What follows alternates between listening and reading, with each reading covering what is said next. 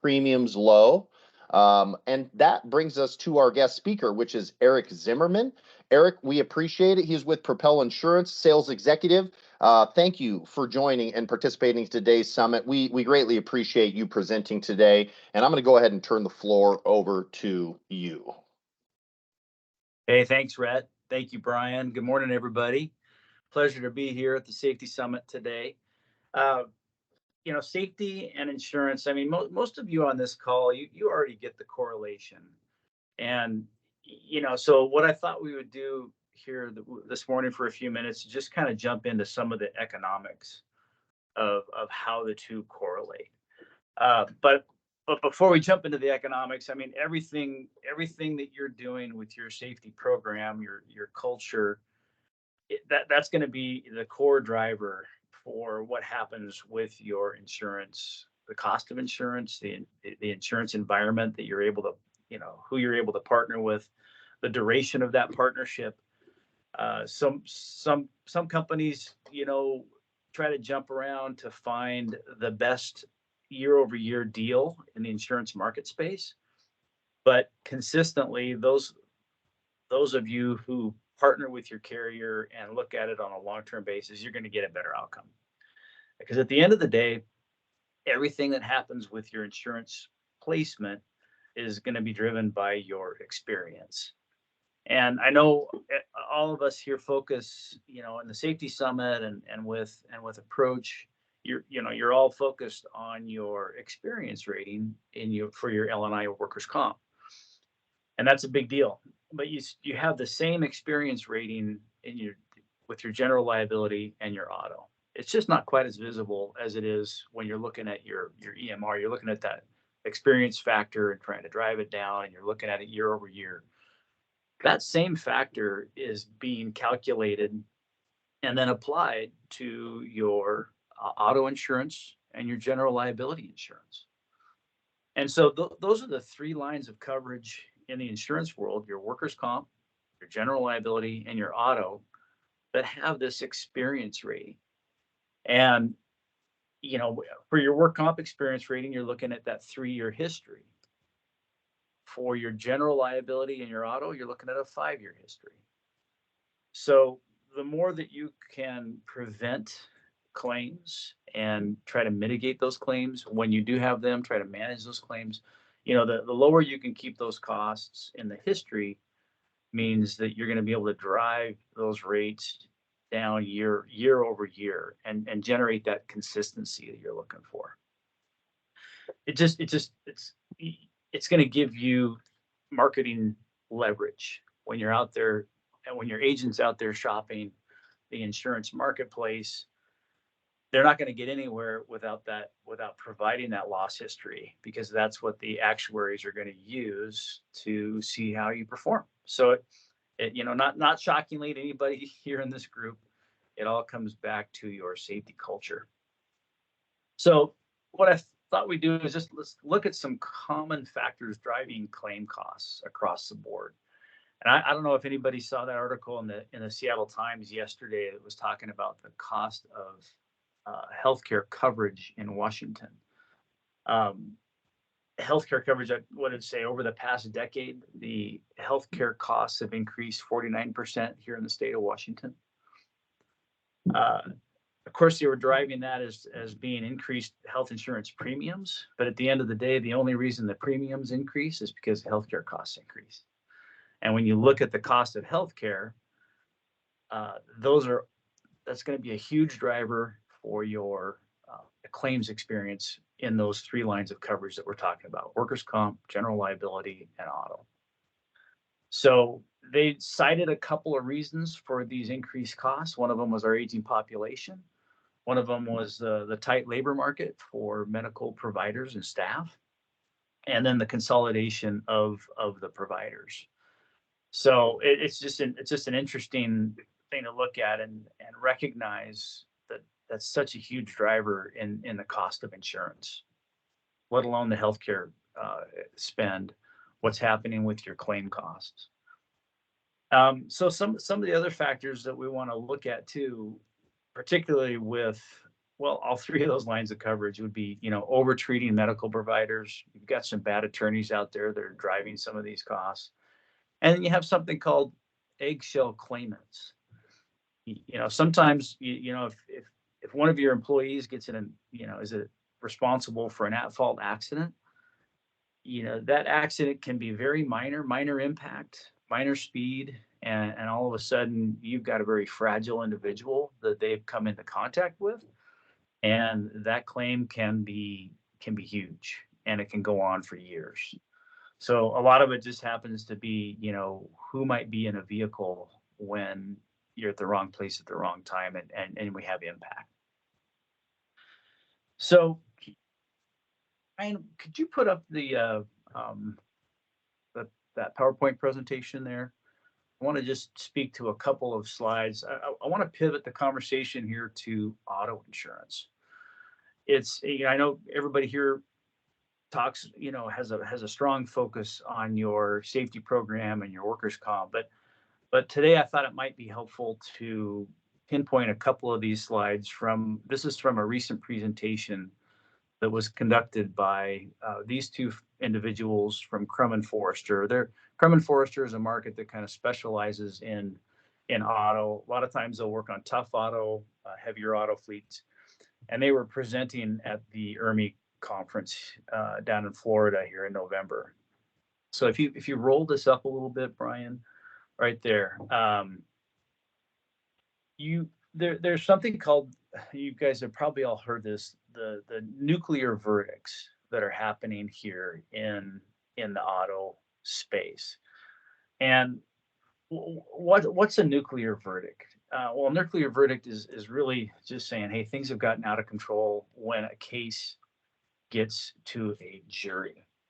So what this graph is showing us here is, if you look at a 5-year period going from 2006 to 2011, there were 26 verdicts, actual verdicts. This doesn't count the settlements that occur prior to a jury trial, but these are verdicts that went to trial, went through the process, and then they had a verdict read. We had 26 verdicts greater than $1 million in that 5-year period. And then if we roll that forward and we go from 2012 to 2019, the number goes to 250. So we had a 10 times multiplier on these large verdicts. So what's happening? Why is this happening? Sometimes you'll hear the word social inflation. I mean, that's kind of a soft word that gets thrown around there. Wow, these verdicts are handing out, these juries are handing out these big verdict awards. Social inflation is kind of a soft word. If you scroll up a slide here, Brian, you get into some of the things that are happening to drive this. Defense wins only 23.7% of cases that go all the way through trial. And so what does that mean? Sometimes it feels like your insurance carrier is too quick to settle. They don't, they're worried about, number one, the cost, the claims expenses, prior to litigation. They're worried about, but they're actually worried about the outcome of litigation, because the odds are they're not going to win. I know this slide's a little bit hard to read on the screen, but if you look at Washington, Oregon, and California, Washington is performing a little bit better than Oregon and California. Oregon had 100% loss rate when it went to trial. So every case that went to trial, the insurance company lost. California was a little bit better than that, and Washington was a little bit better than California. But overall, that's kind of what every insurance carrier is up against when they're going to trial. We can scroll one more, Brian. Go down to the what's called the nuclear verdict slide.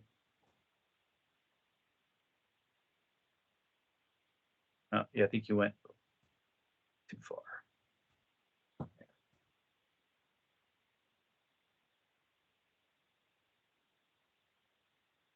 But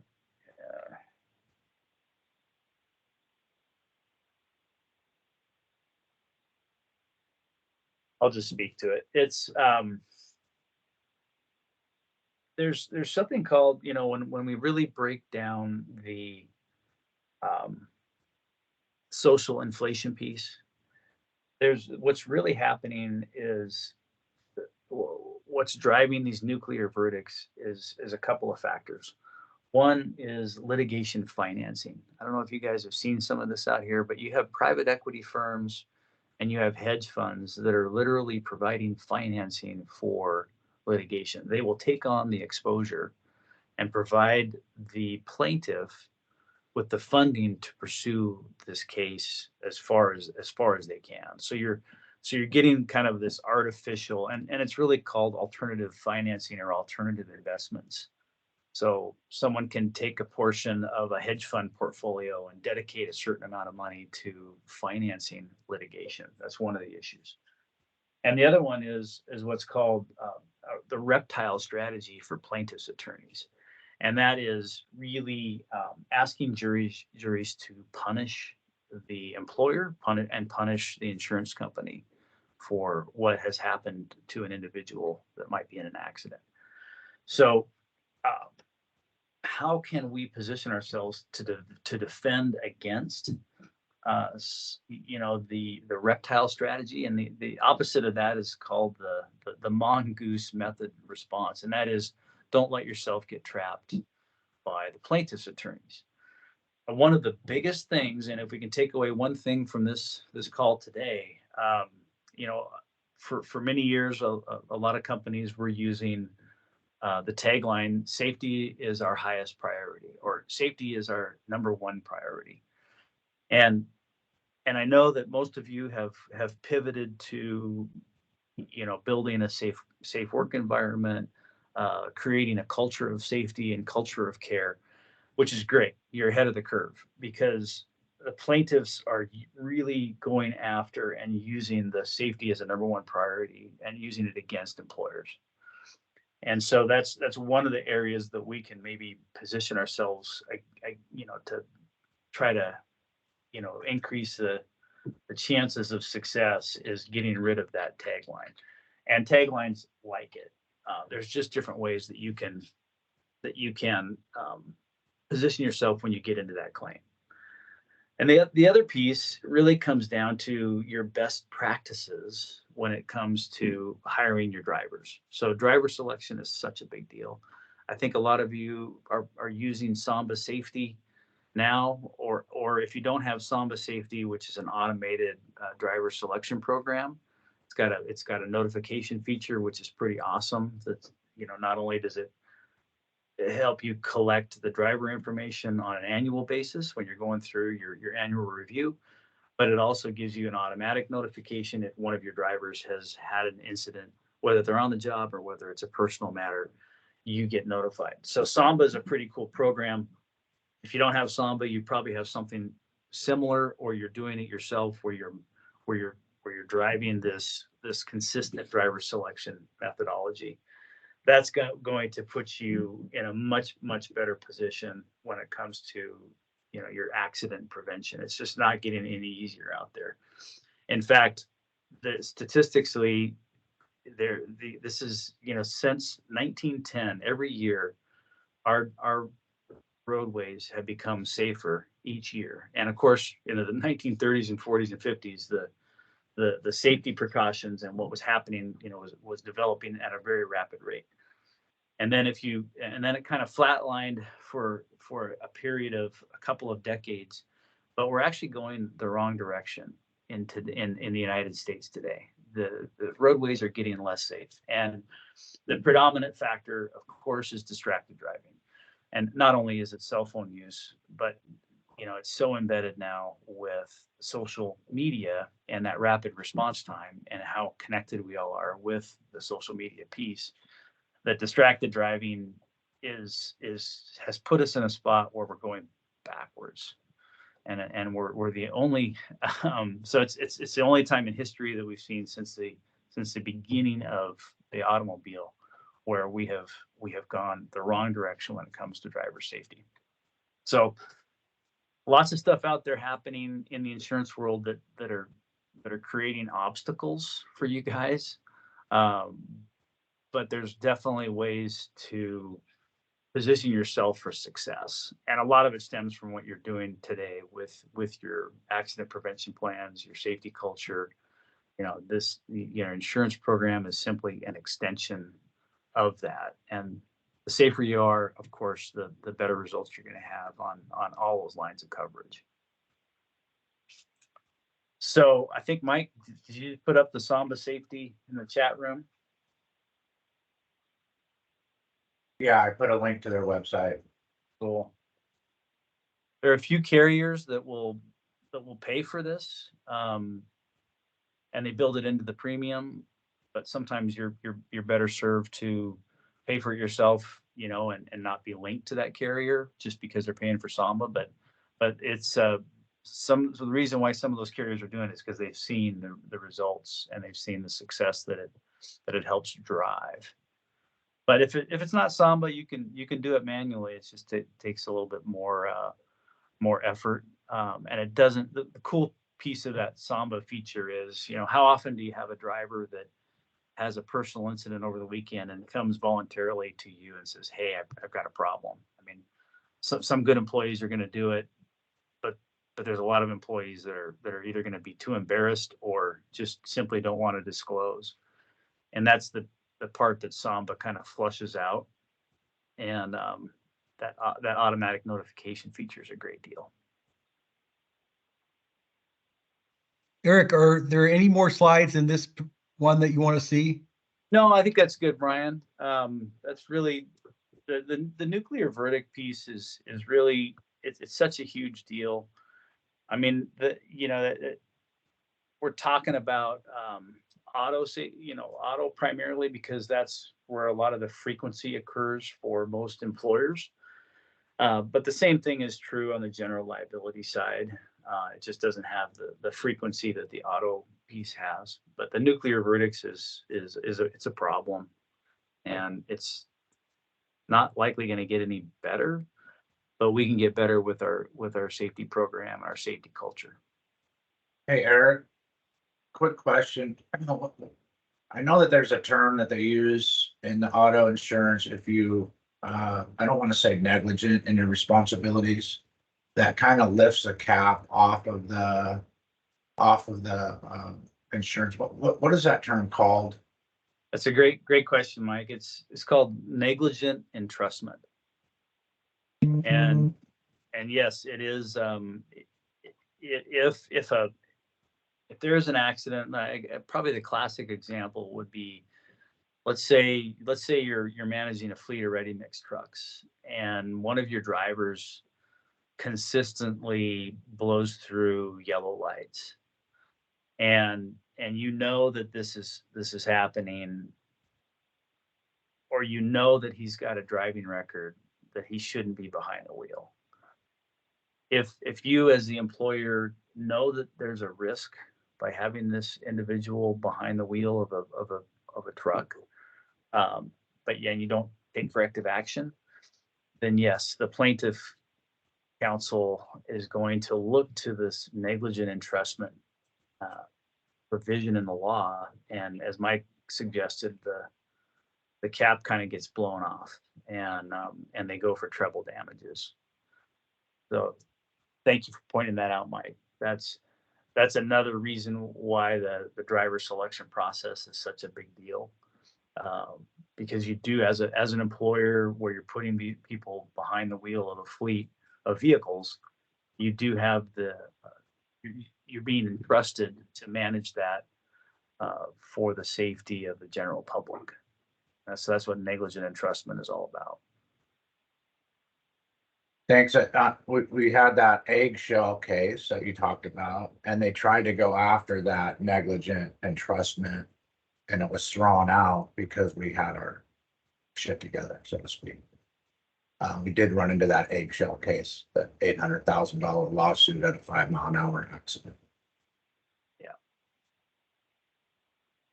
Yeah, the eggshell case, the overtreating, yeah, it just kind of blows my mind to see how many claims can get out of hand when the impacts are, you can see the visible impacts are so minor. But that doesn't necessarily mean you're not going to have soft tissue injury and, chasing around an overtreating physician and an eggshell claimant for sure.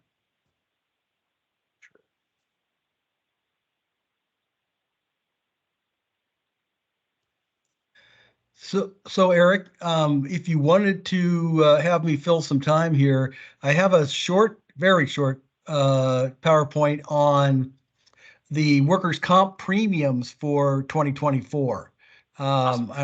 I'd like to share that with everybody. Let me see if I can find it here.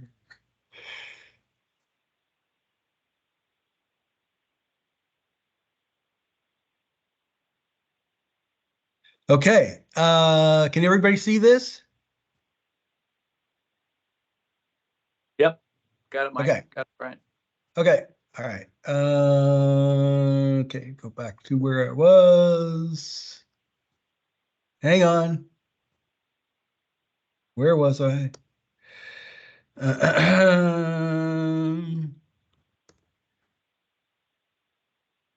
Bear with me. Okay, here we go. All right. So back in September, they had a meeting, and at this meeting, Elle and I determined what the overall change in the base rates for workers' comp was going to be for 2024. And what's really interesting about this is that if you look at this slide, they ended up with a 4.9% rate change, but the break even indication. So in order for them to break even, they would have had to raise the rates to 9.9%. So double what the rate was. So if you're, complaining about what your base rate has gone up, which is then multiplied by your experience rate, then understand that they could have gone significantly higher, and they didn't. And part of the rationale for that is part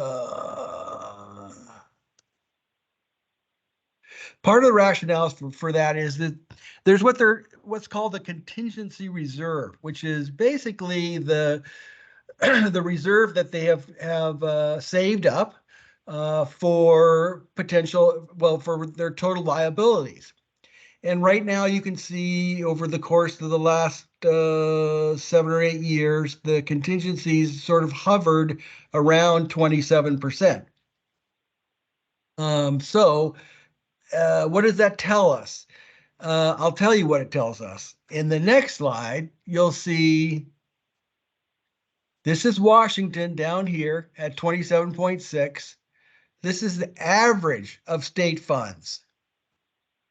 And these are a couple of the other state fund monopolies: Ohio, North Dakota, and then there's a couple from Canada, WorkSafe BC and Alberta. So Washington State has the second lowest contingency reserve.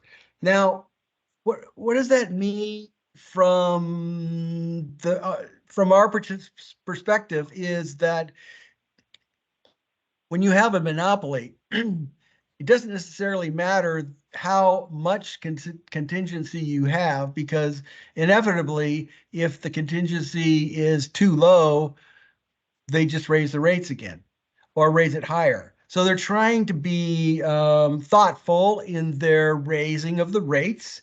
And that's why instead of going 9.9%, they went 4.9%. So it's still a situation where if the economy were to go south, like it did in 2007 and 2008, that contingency went down to almost zero. And it took a number of years to build it back up just to what it is today. So it's important to understand that what they're doing is really they're robbing from Peter to pay Paul. They're dipping into the contingency to make sure that the rates don't go up dramatically. So that is all I got. Hey, Eric, do you have time for a couple more questions? You bet. So,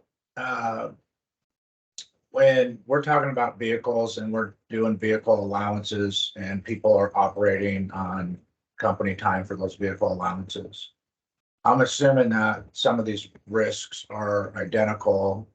It's just the fact that their insurance will cover the first portion of the loss, but it could easily move into a general liability issue.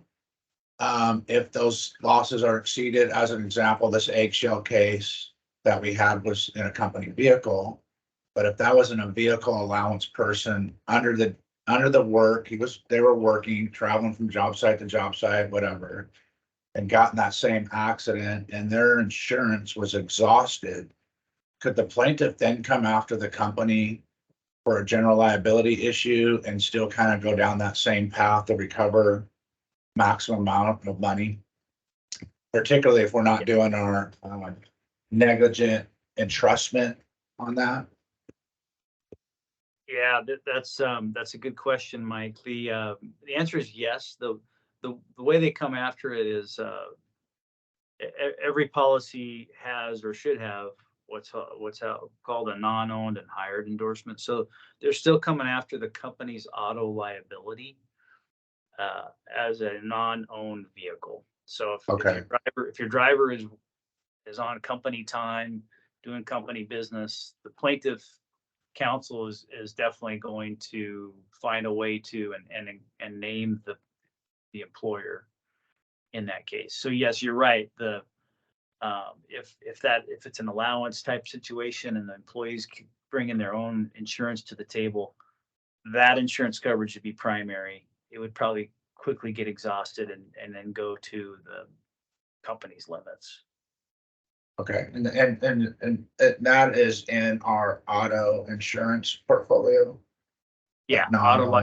auto liability. Yep. So you're Okay. going to have liability for any vehicle, whether it's owned or non-owned. And if it's Okay. not owned, and so someone else is driving their vehicle on company business, their carrier will be the primary place.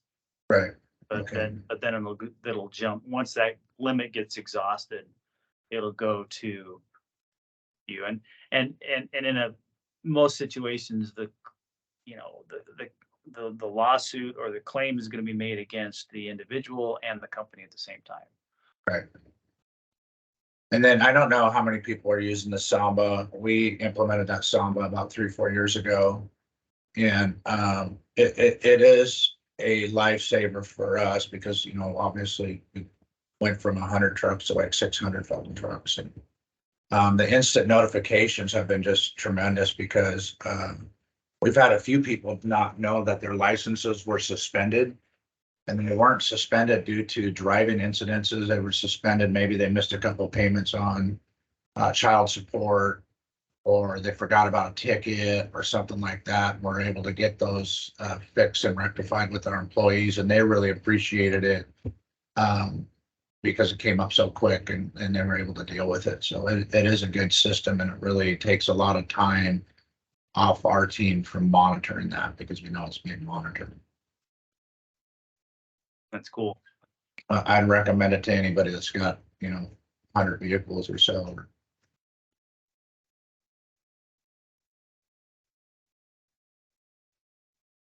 Great questions, great conversation. Does anybody else have any questions for Mr. Zimmerman? Any questions? Yeah, please. Just want to say thanks, Eric. Hey, my pleasure. My pleasure, Mike and Brian and Rhett. Thanks for letting me join today.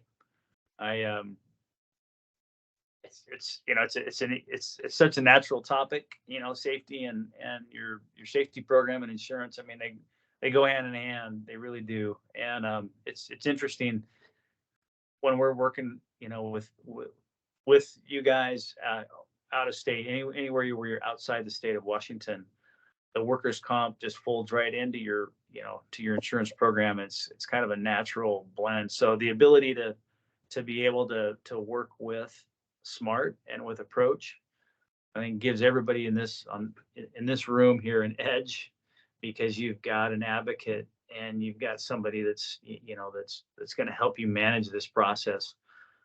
Whereas when you're going out of state, you're going to get something similar, not as good as Approach, of course, but something similar to that sort of advocacy with your insurance partner.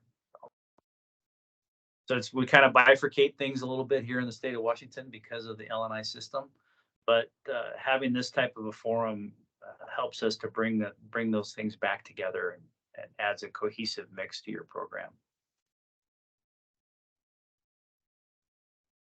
Well, thanks for having me, Brett, Brian. It's good to see you guys. Yeah, Thank you, absolutely. Eric. Yeah, and everybody, we thank you for joining, and check it out if you can't believe it and haven't seen it yet. January 10th, 2024. It's right around the corner. We look forward to seeing you all the second Wednesday to start off the new year. And please join us for a great presenter and presentation. And also, happy holidays to everyone. Be safe out there. We'll talk to you soon. Thank you very much. Brett, quick two announcements. My teams failed earlier, but there is an ASSP Puget Sound chapter holiday